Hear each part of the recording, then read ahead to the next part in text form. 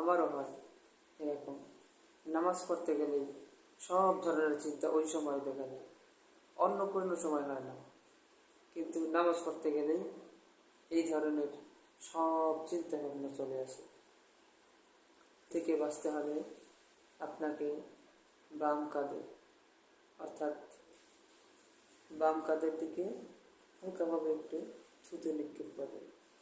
এগুলো আসলে শয়তান এগুলো সবগুলো মনে করিয়ে দিই।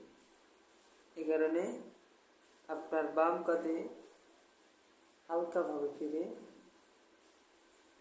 বাম দিকে হালকাভাবে থুতু নিক্ষেপ করবেন, তাহলে ইনশাআল্লাহ শয়তান ওখান থেকে সরে যাবে। নিত্য নতুন ইসলামিক ভিডিও পেতে আমাদের সাথে থাকুন। আসসালামু আলাইকুম।